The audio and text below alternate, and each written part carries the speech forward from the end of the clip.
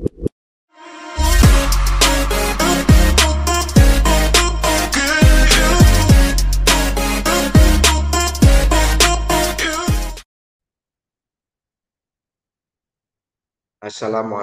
warahmatullahi wabarakatuh.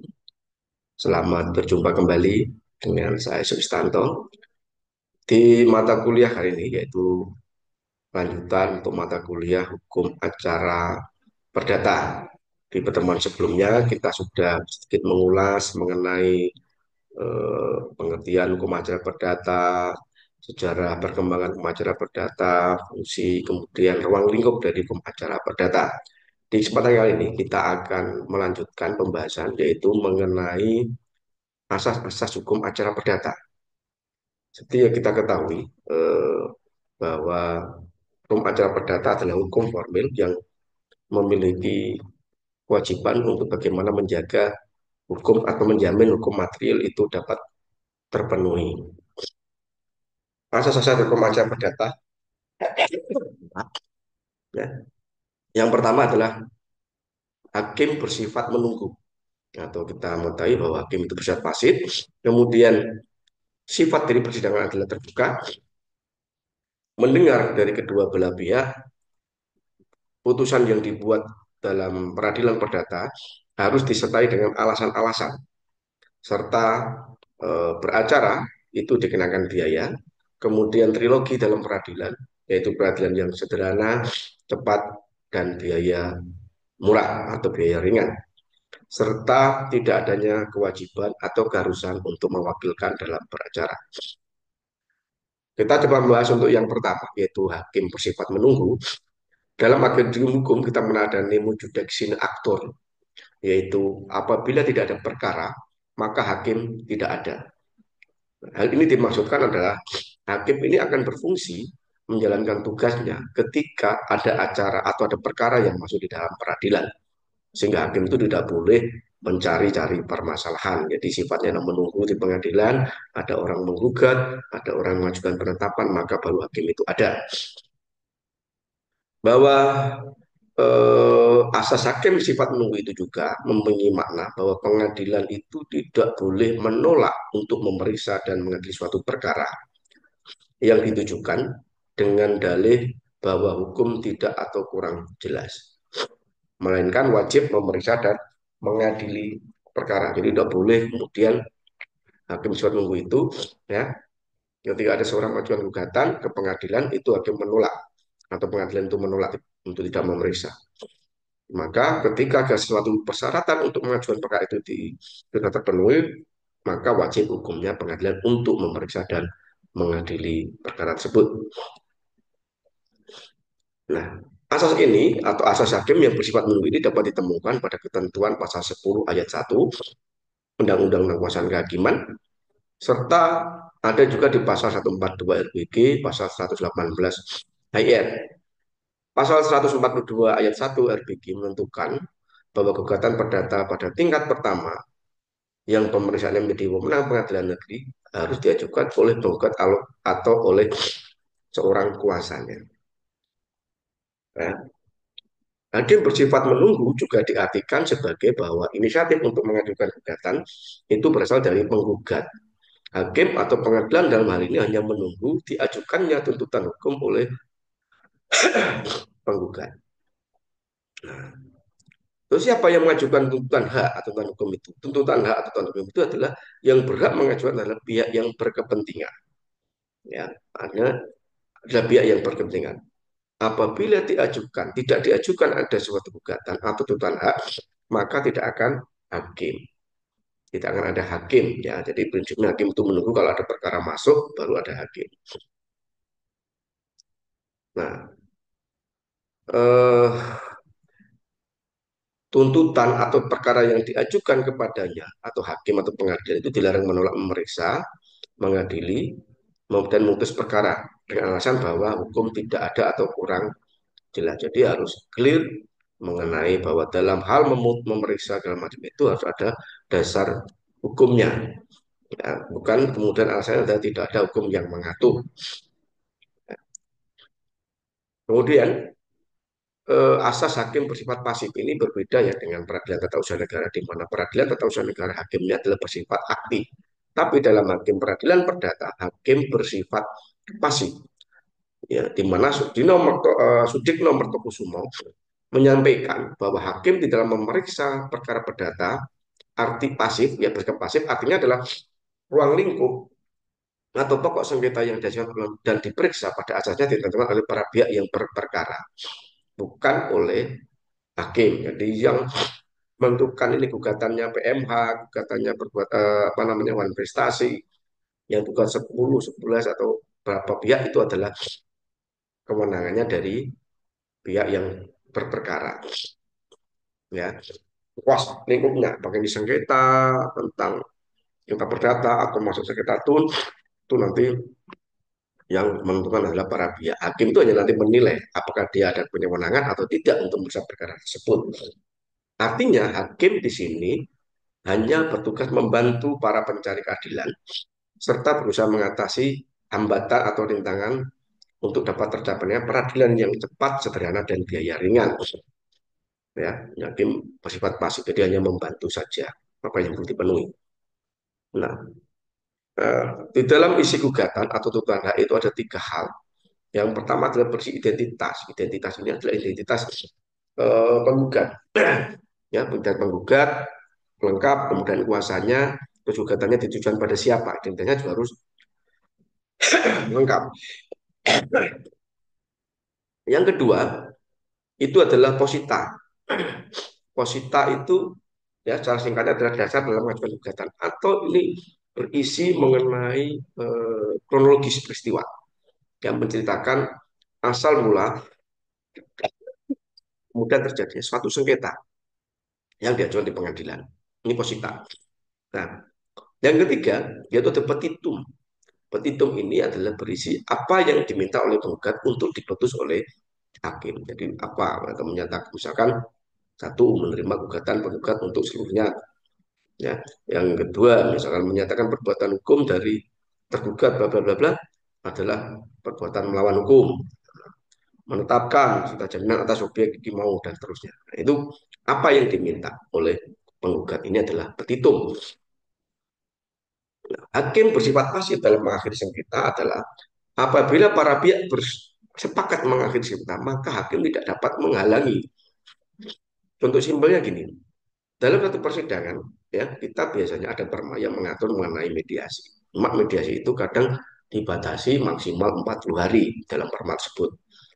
Nah, tapi di luar konteks perma tersebut, para pihak masih dapat melakukan perdamaian sepanjang belum diputus oleh hakim. Ya, artinya ketika sebelum ada putusan, para pihak menyampaikan pada majelis hakim telah tercapai kesepakatan perdamaian untuk mengakhiri sengketa, maka hakim tidak dapat kemudian menghalangi para pihak untuk mencapai kesepakatan tersebut. Ya. Di pasal 178 HIR dan pasal 189 LPG itu kita menyampaikan bahwa saat musyawarah hakim ya, karena dalam jabatannya tadi dia harus punya segala alasan hukum. Nah, jadi yang tidak dimakan oleh kedua belah pihak. Jadi misalkan ada yang tidak disampaikan oleh pihak, maka hakim boleh menyampaikan itu. Dua, hakim wajib mengadili segala tuntutan. Jadi tuntutannya itu petitumnya ada berapa, itu nanti hakim dalam memutuskan mengabulkan seluruhnya atau mengabulkan sebagian, maka harus ada alasannya, dasar hukumnya. Nah, hakim juga dilarang untuk menjatuhkan putusan atas perkara yang tiada dituntut atau di luar tuntutan itu, atau akan meluluskan lebih daripada yang dituntut. Atau kita kenal dengan namanya ultra petita, jadi memutus lebih apa yang dituntut. Ya, hakim dilarang menjatuhkan putusan tentang hal-hal yang tidak dimungkinkan dituntut. Misalkan putusan terhadap gugatan boleh dikabulkan semuanya, gugatan tidak boleh ditambah, gugatan tidak boleh dikurangi atau tidak dikabulkan semuanya. Ini harus clear.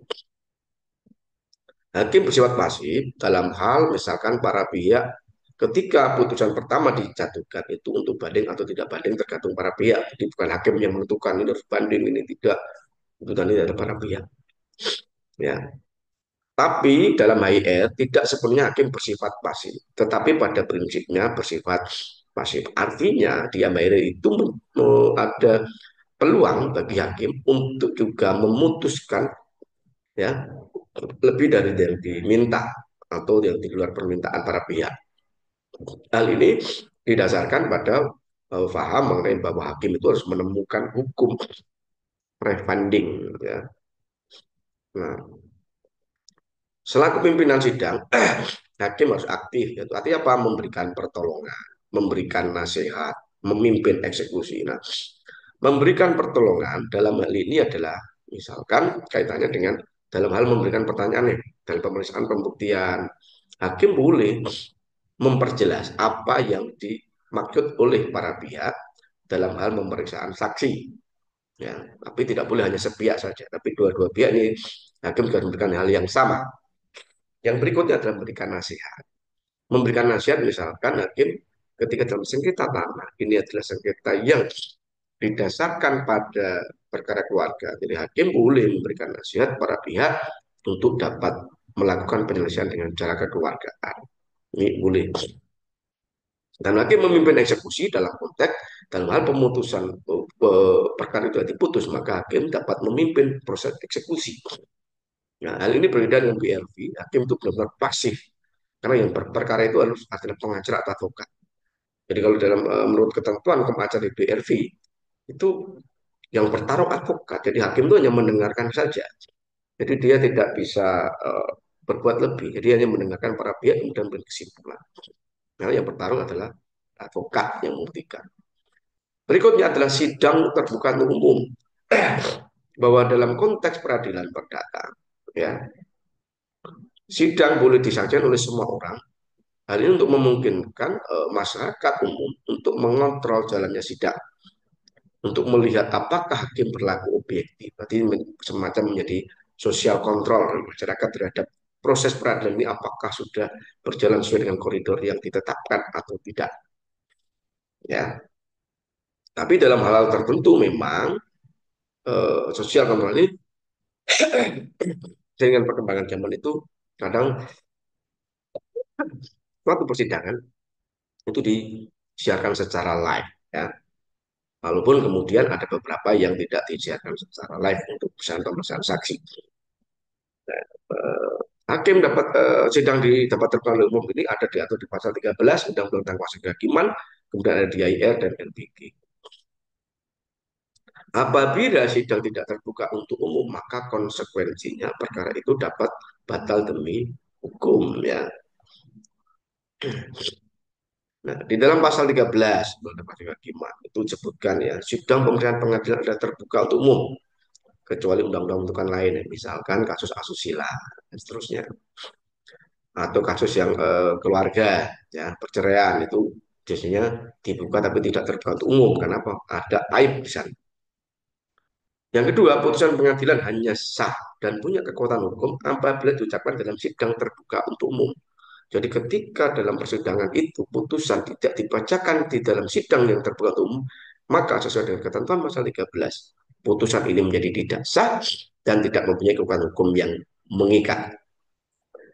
Sehingga di ayat 3 pasal 213 ini tadi, dengan tidak terpenuhinya asas sidang pengadilan yang terbuka untuk umum, kemudian putusan yang tidak dibacakan di dalam sidang yang terbuka untuk umum, maka mengakibatkan putusan tersebut batal demi hukum. Ya, jadi harus paham bahwa batal demi hukum atau dapat dibatalkan. Kalau batal demi hukum, jangan putusan itu tidak pernah ada, never exist atau noid, full noid. Ya, di pasal 179 IL, ya, itu juga diatur hampir sama ya. Jadi putusan hakim atau pengadilan harus dibacakan di muka persidangan yang dibuka untuk umum. Ya, nah, ini tahapan-tahapan misalnya tentang tertentu, misalnya berkaitan dengan tadi yang saya jelaskan ada perzinahan, kaitannya dengan kasus perceraian. Nah, itu boleh tidak terbuka oleh untuk umum atau sidang tertutup. Nah, walaupun sidang itu terbuka untuk umum, tentu saja ada beberapa aturan persidangan yang harus dipatuhi oleh pengunjung sidang. Misalkan tidak boleh merokok dalam ruang sidang, membawa senjata tajam, senjata api, makanan, dan lain-lain. Tujuannya adalah di sini, kenapa aturan masih ada? Untuk meyakinkan bahwa hakim dalam mengadili adalah benar-benar objektif. Atau tujuan dari kenapa harus peradilan itu terbuka untuk umum. Ya, ada social control di sana.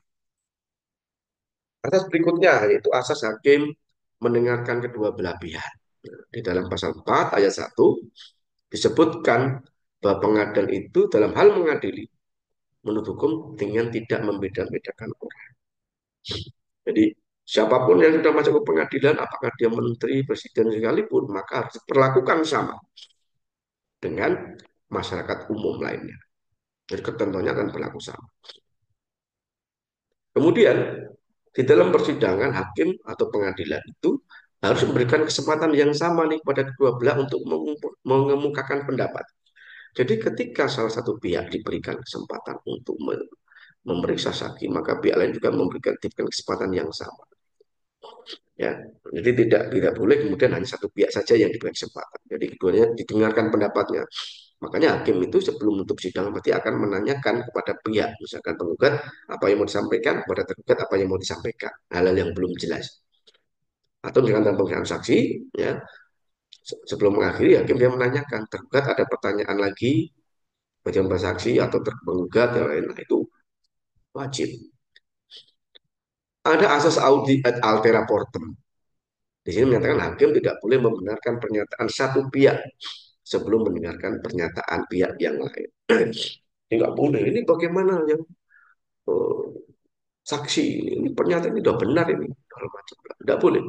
Maka hakim harus mendengarkan dulu pihak yang lain. Ya, misalkan dalam sidang uh, pihak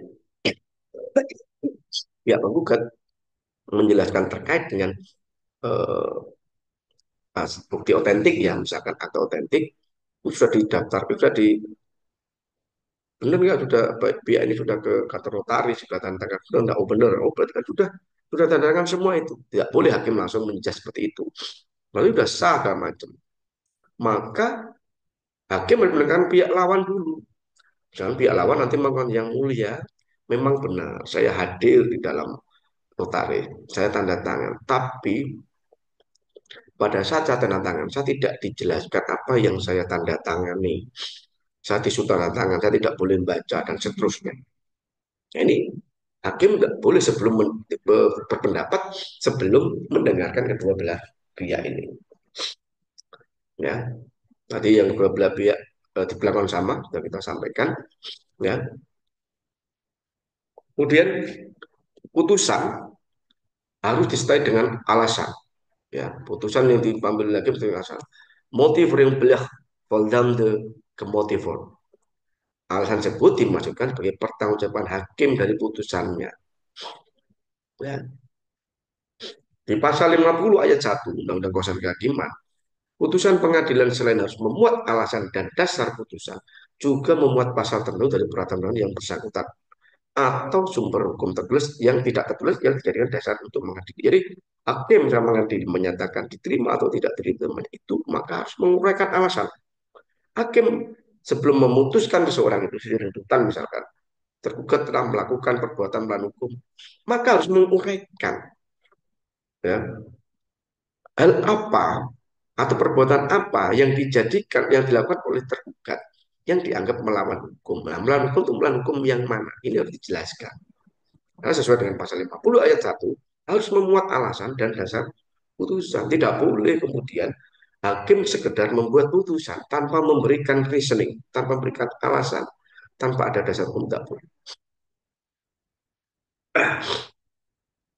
Karena di pasal 53 Undang-Undang Pasal Kehakiman sebutkan dalam memeriksa dan memutus perkara, hakim bertanggung jawab atas penetapan dan putusan yang dibuatnya. Jadi hakim itu bertanggung jawab. Kenapa putusan ini? Ketika dia buat putusan tingkat pertama, maka dia akan diuji di pengadilan tingkat kedua. Ya, baru di tingkat ketiga atau kasasi itu diuji adalah tentang penerapan hukumnya. Ya, ini pasal 195 RDG ya. Ini hukum acara untuk daerah luar Jawa dan Madura. Nah, titel keempat ini cara mengadili perkara perdata. Dengan perkara pertama. Keputusan hakim harus memuat secara singkat tetapi jelas tentang apa yang dituntut serta jawabannya. Begitu pula tentang dasar-dasar keputusan itu dan apa yang dimaksud dalam pasal 7 RO. Artinya, di sini putusan pengadilan negeri mengenai pokok, biaya, dan seterusnya itu dijelaskan. Jadi keputusan pengadilan atau hakim itu clear harus memuat secara singkat, minimal singkat ya, tentang apa yang dituntut serta kemudian pertimbangan hukum tuntutan itu dikabulkan atau tidak dikabulkan. Ya, dia harus ada dasar hukumnya. Kenapa dikabulkan? Dasar hukumnya apa? Kenapa tidak? Dasar hukumnya apa? Ya.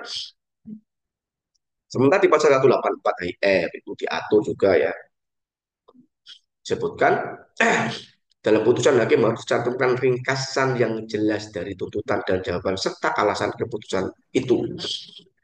Ya.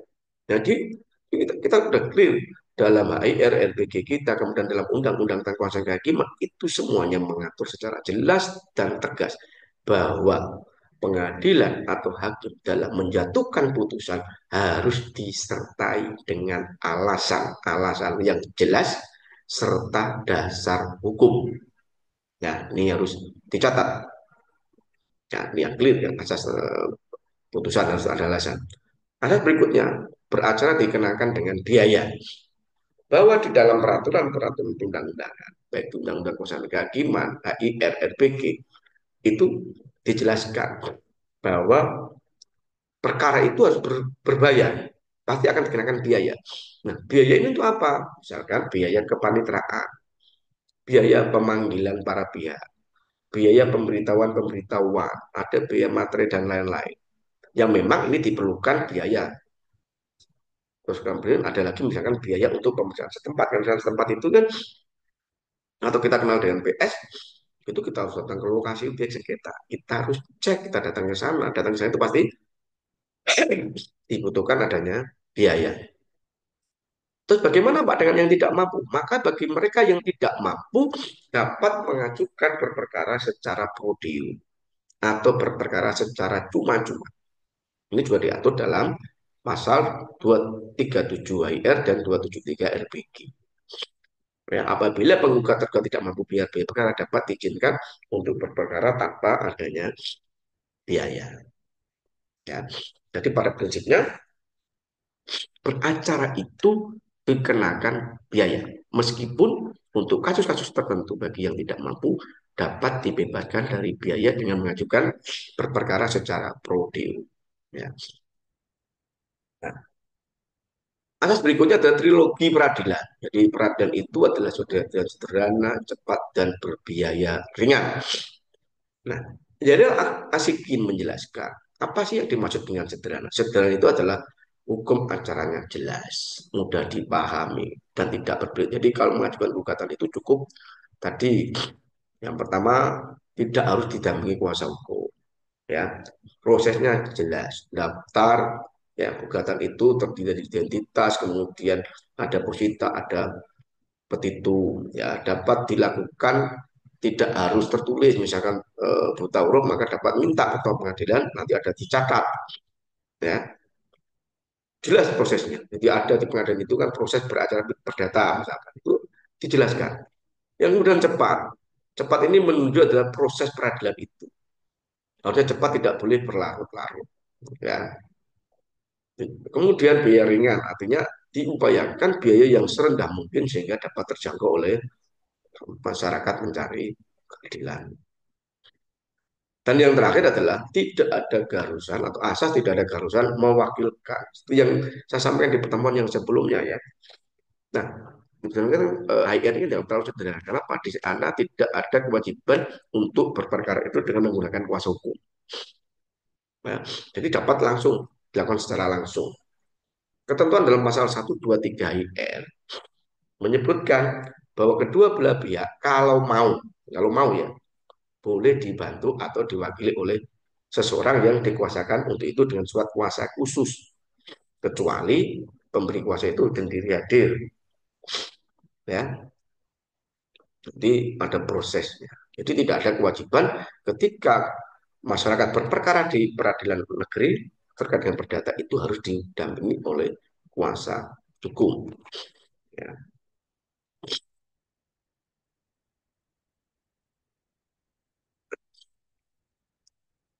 Pengadilan negeri berkuasa memberi perintah sebab kedua pihak yang diwakili kuasa hukum datang menghadap sendiri. Ini clear ya. Jadi pejabat misalkan dalam peradilan itu yang kota terkait dengan pejabat negara atau pemerintah, ya tidak perlu memakai suatu kuasa khusus biasanya. Ada kuasa tidak ada kuasa khusus. Nah, di dalam pasal 147 RPG ya, itu juga dijelaskan para pihak boleh dibantu atau diwakili orang yang secara khusus. Jadi kalau RPG clear ya diatur di sana ya. Kemudian jaksa tidak wakil negara tidak memiliki suatu kuasa khusus. Ya. Nah, ada semua.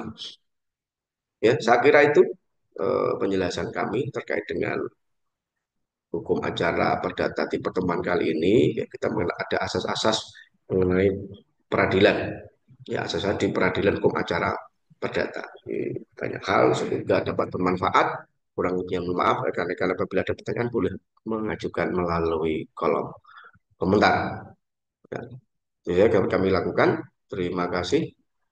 Kita akhiri dengan bacaan hamdalah bersama-sama. Assalamualaikum warahmatullahi wabarakatuh.